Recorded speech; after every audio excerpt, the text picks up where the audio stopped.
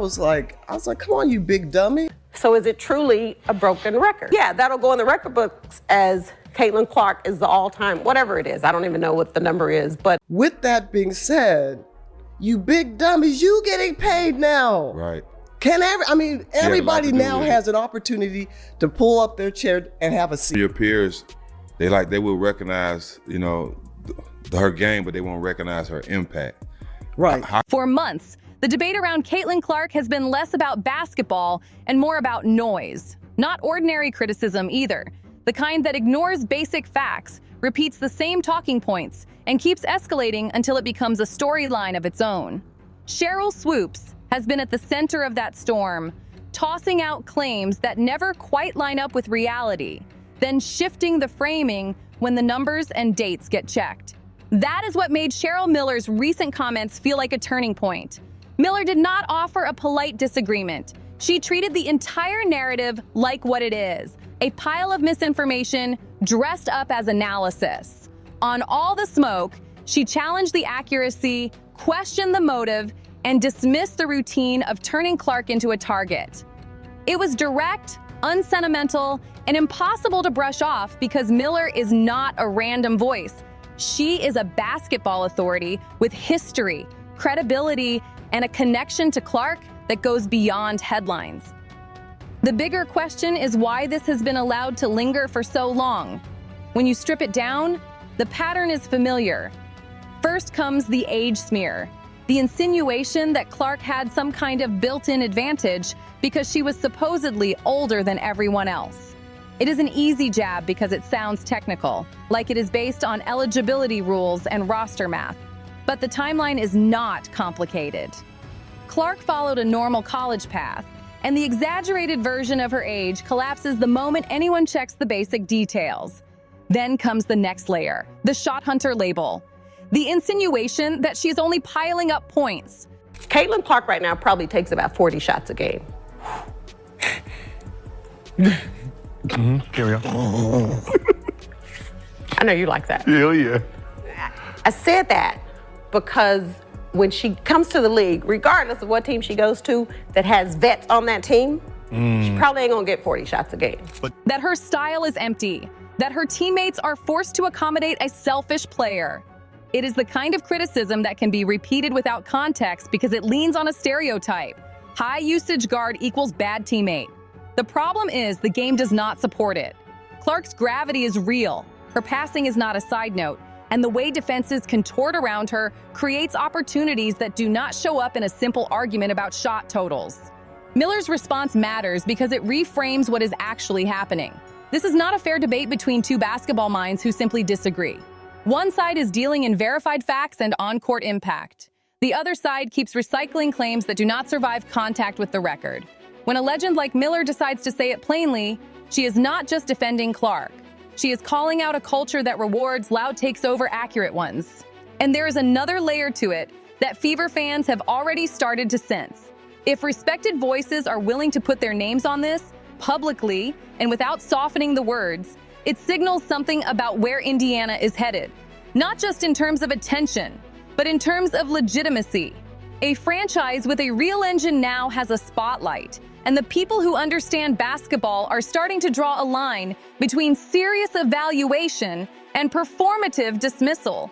Clark did not need mythology to look impressive. The numbers were loud enough on their own, which is why the criticism had to keep changing shape. If you're going to break a record, to me, if it's legitimate, you have to break that record in the same amount of time that that player set it. Okay. So if Kelsey Plum set that record in 4 years, well, Caitlin should have broke that record in 4 years. But because there's a COVID year and then there's another year, you know what I mean? So she's already had an extra year to break that record.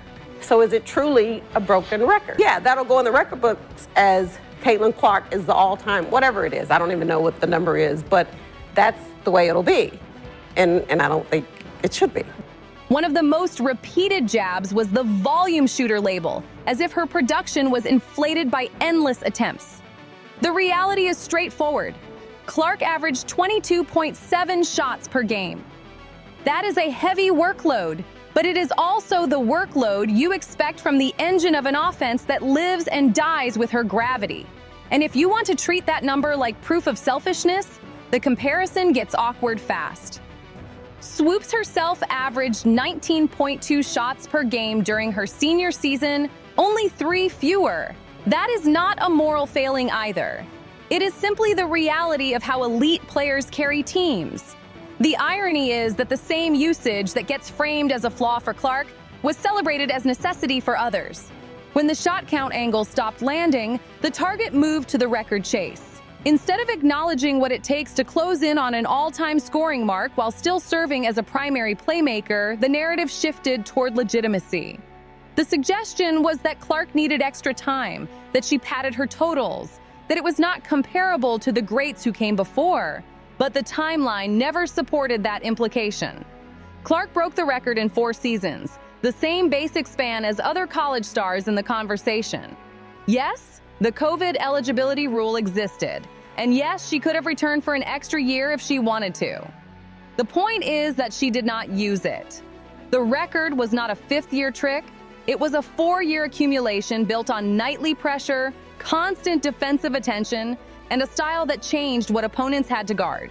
Then the debate tried to follow her to the pros. The prediction became that the WNBA would humble her. Like, nah, it's not gonna be that easy. So will Caitlin Clark be a good pro? Absolutely. Will Caitlin Clark come into the WNBA and do what she's doing right now? Immediately? Absolutely not. Not gonna happen. Okay. That the space would shrink, that the athleticism would erase her impact. That is always the safest bet to make about a hyped rookie because it sounds reasonable, and it is hard to falsify until the games happen. The games happened. Clark adjusted, and the production arrived quickly enough that the criticism started to quiet down. You can argue about efficiency, turnovers, or the learning curve, because every rookie has one. But you cannot argue that she did not translate. She finished her rookie season at 19.2 points and 8.4 assists per game, leading the league in assists and taking home Rookie of the Year. Those are not sympathy numbers. That is immediate top-tier playmaking in the hardest league in the world. What made the whole pattern stand out even more was the messaging around it. There were moments where Swoopes insisted she did not dislike Clark while continuing to repeat framing that undermined her, especially in more casual settings like podcast appearances. That disconnect is why the conversation stopped being purely about basketball critique and started feeling personal to a lot of fans. When someone says they are neutral but only shows up with negatives, people notice. And eventually, the broader basketball world noticed too. Once a narrative becomes clearly detached from verifiable details, it stops being debate and becomes misinformation with a microphone. That is why the shift to other broadcasters for certain fever coverage became its own subplot.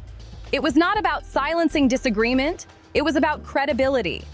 All of that context is what sets the stage for Cheryl Miller's entrance. Because when a legend who has actually coached Clark decides she is tired of the nonsense, the tone changes immediately. It stops being fan defense.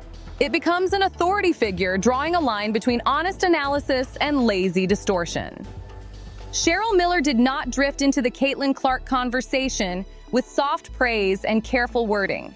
She walked in like someone who had been watching the discourse spiral and finally decided it was time to shut it down. You're absolutely right. And I was like, come on, you big dummies. Is she getting hyped? Yes. But she was in the backyard. She was putting in the same time, sometimes maybe more than you were. Right. I can't fault her for what she was given. On all the smoke, Miller's tone was sharp, and her message landed with the kind of force only a true legend can carry. When she addressed the critics, she did not treat them like thoughtful analysts who simply disagreed. She treated the noise like exactly what it was, lazy framing that had gone on too long. She punctured it with a line that immediately went viral because it captured the entire dynamic in one blunt moment. "Come on, you big dummies!" The room laughed, but the laughter was not the point. The point was that Miller was refusing to pretend the debate was balanced. She was calling out the hypocrisy that people keep dancing around, the way some voices want to benefit from Clark's impact while simultaneously reducing her to a punchline. Miller's defense hit harder because she was not speaking from distance. She was speaking from firsthand access. After coaching Clark in the 2024 WNBA All-Star environment, Miller saw the habits, the preparation, and the rhythm away from the cameras. She evaluated Clark as a coach, not as a headline. That distinction matters because most of the criticism has been built from fragments, selective clips, and pre-formed opinions that do not require anyone to actually know the player. Miller's core message was simple: the narrative is not the truth.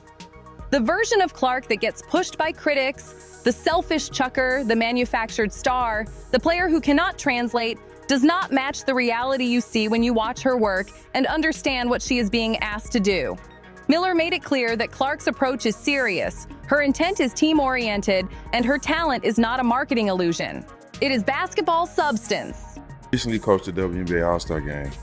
You spent some time with Caitlin Clark. Best coaching job ever. Best coaching job Best ever. coaching job ever. Then Miller pointed at the part that makes people uncomfortable. Clark's presence has changed the league's economics.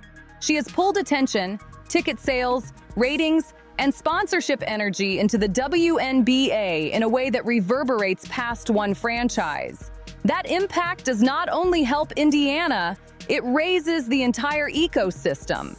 And yes, that includes the people who criticize her the loudest.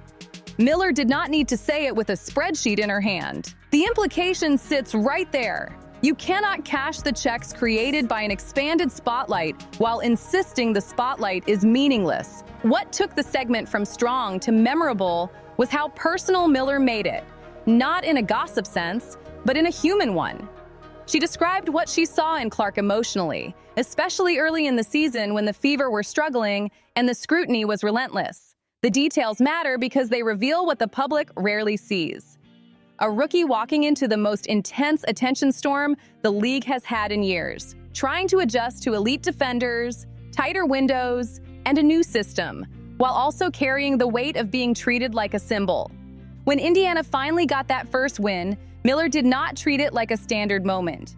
She met Clark with the kind of support that does not come from content, but from empathy. One embrace can tell you what the player has been carrying. Miller described Clark's reaction as relief, like someone who had been absorbing hits from every angle and finally recognized a friendly face in the chaos. That hug mattered because it exposed the isolation underneath all the noise. Clark has had teammates, coaches, and fans, but she has also been treated like a lightning rod, where every mistake becomes a referendum and every success gets explained away. Miller, as a legend, understood what that does to a young player, and instead of standing at a distance, she chose to stand next to her. The biggest takeaway from Miller's comments is not the viral quote, it is the line she drew.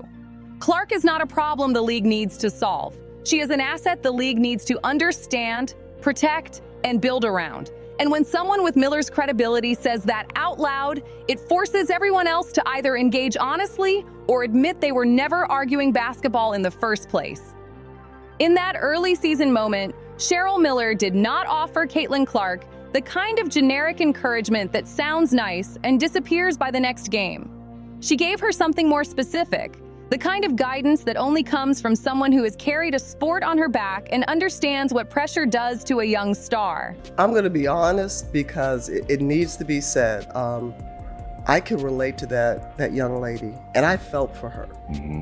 I know what it's like to be hated. I know what it's like to be a Black woman and hated because of my color. The message was not complicated, but it was powerful. Be proud. Savor the win. Treat it like a blueprint. Then the key line, keep being you. That is not motivational fluff. That is survival advice. When the scrutiny gets loud enough, players start editing themselves. They hesitate, they simplify, they shrink to avoid mistakes. Miller's words were a direct warning against that trap. She was telling Clark that the very things being criticized are often the same things that make a player special. And the league does not grow by sanding down its stars into something safe. Miller's voice carries weight for a reason. She is not famous because she talks well. She is famous because she won, repeatedly, at the highest levels. Her legacy is part resume and part aura. And when she speaks, players and fans recognize that it is coming from lived excellence, not a manufactured platform. That credibility changes how the defense of Clark is received. It moves the conversation from fan loyalty to basketball authority. What Miller seems to see most clearly is that Clark is not only a scorer. The scoring is what draws casual attention, but the passing is what unlocks ceilings. Miller has emphasized that point because it cuts against the easiest caricature. If Clark were only a shot maker, you could reduce her to volume and streaks. But court vision changes the entire structure of a team. It creates a system, not just a stat line. When a legend highlights that trait, she is not simply complimenting Clark. She is identifying why Clark can become the kind of player who reshapes franchises. Miller's perspective matters even more because she sits at the crossroads of development and narrative. She knows what players look like behind the scenes, and she also understands how storylines get built in public. That combination allows her to puncture myths quickly. A lot of the criticism around Clark depends on distance. It depends on pretending she is one-dimensional, or that her impact is mostly hype.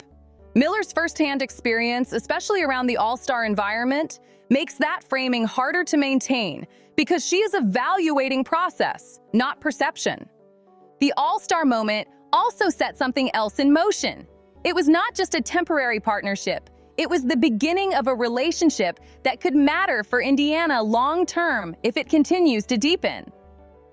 When a young star connects with a mentor who has real championship DNA, the benefit is not only technical advice, it is emotional stability, leadership modeling, and a clearer standard for what greatness actually requires. Clark has never hidden her admiration for Miller. That respect is important because it shows this is not a forced media pairing. It is rooted in genuine appreciation from a player who understands the history of the game and wants to learn from it. The first interactions between them revealed something you cannot fake: mutual humility. Watching her pass, and I didn't know how talented she was and how well she sees the game in a 3D version. Thinker. Defensively, a lot better than I thought and gave her credit for. Clark approached Miller like a student meeting a teacher. Miller responded without posturing. That dynamic is how trust gets built, and trust is what allows a mentor to be honest when the stakes rise. The most telling part is what Miller has said about the Fever themselves. She has spoken about Indiana's future with confidence that stands out because she does not hand out praise lightly. What impressed her was not only Clark's talent, but the tone of the group: confidence, shared responsibility, a willingness to compete without fear. Those are not small observations. They are the building blocks of a team that can survive adversity without fracturing. Miller also pointed to something that rarely gets discussed in a viral debate: basketball intelligence, the ability to process, adjust, communicate, and make the right reads over and over. That is what separates exciting teams from championship teams. If Miller is coming away surprised by Indiana's collective IQ, it suggests the foundation is stronger than the public assumes. And if the foundation is strong, Clark does not have to carry everything alone.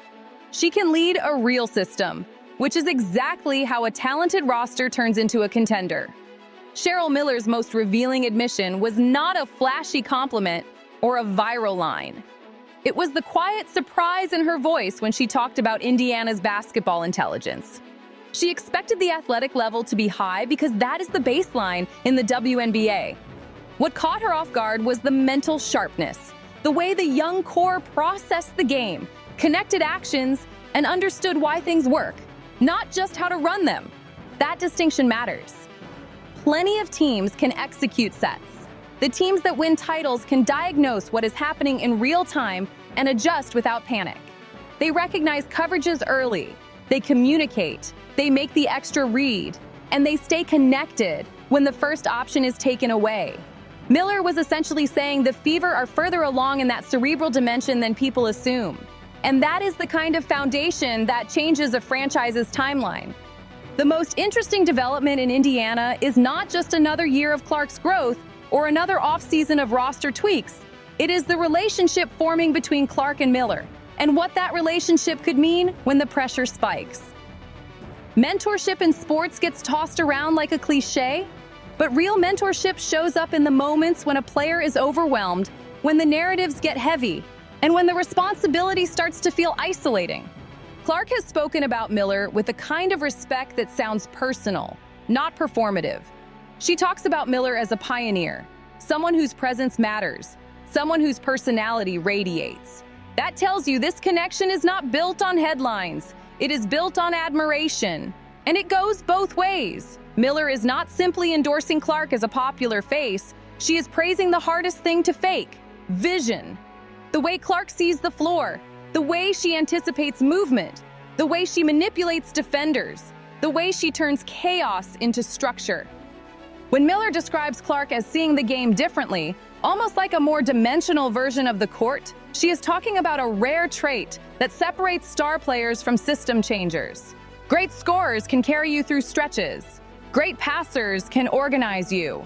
A player with elite vision can transform everyone else's job. Can't imagine this young lady, I don't want to use hate, but despised.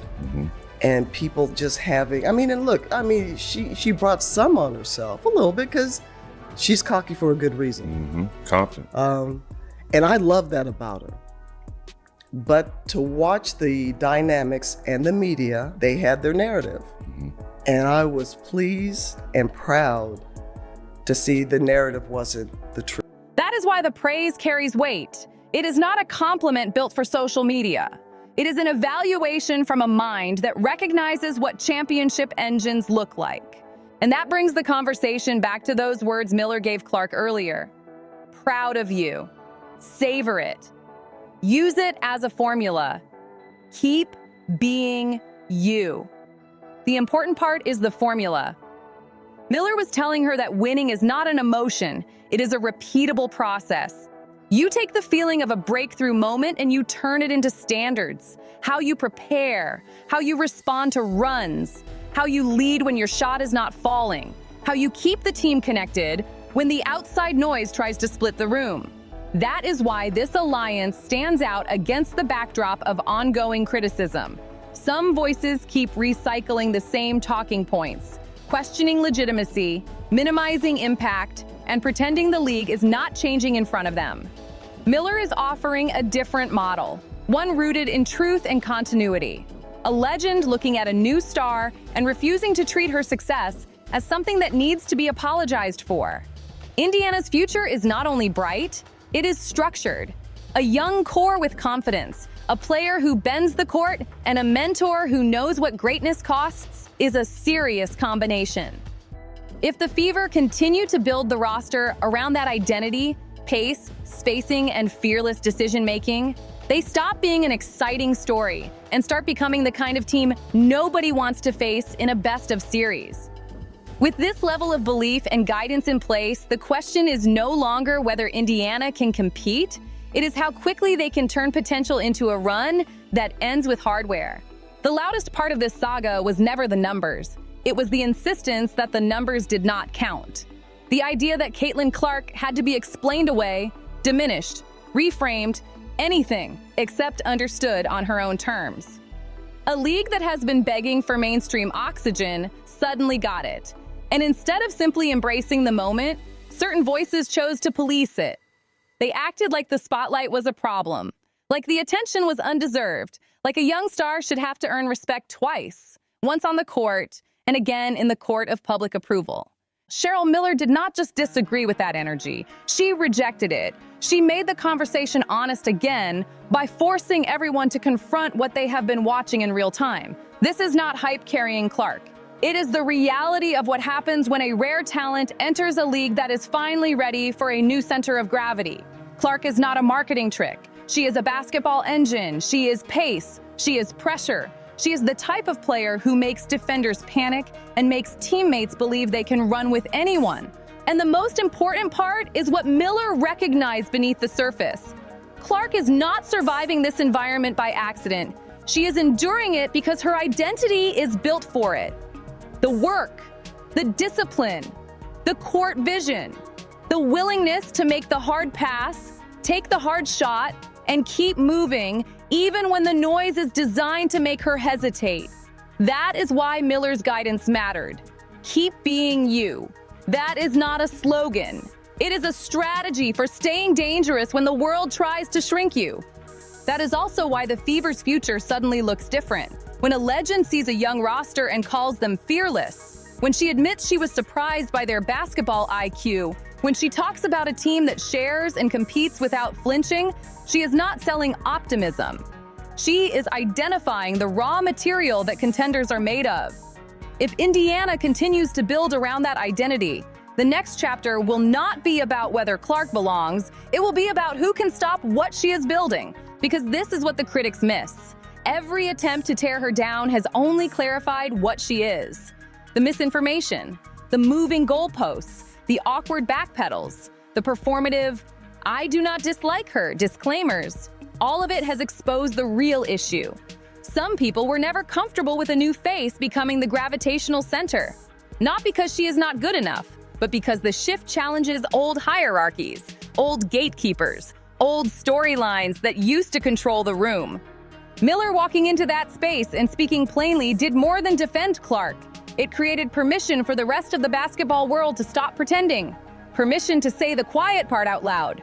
Clark has elevated the league, and the league has to decide whether it wants to grow with her or keep arguing with reality. So here is where the saga ends and where the next one begins. Caitlin Clark is not asking for acceptance. She is forcing adaptation. The Fever are not waiting their turn. They are accelerating the timeline. And the connection between Clark and Miller is more than a feel-good moment. It is a signal, a torch being steadied, not just passed, a standard being set, not just celebrated. If you want the real breakdown of what Miller's words mean, the roster moves that could turn this into a legitimate title push, and why the anti-Clark narrative keeps collapsing every time the games get played, you already know where to find it. Tap in with Courtside Leaks. We've got every angle covered, every leak, every backstage twist, every moment they won't show you. Hit like, subscribe, drop a comment, and share this video. Stay locked in with Courtside Leaks, your home for the truth behind the WNBA headlines.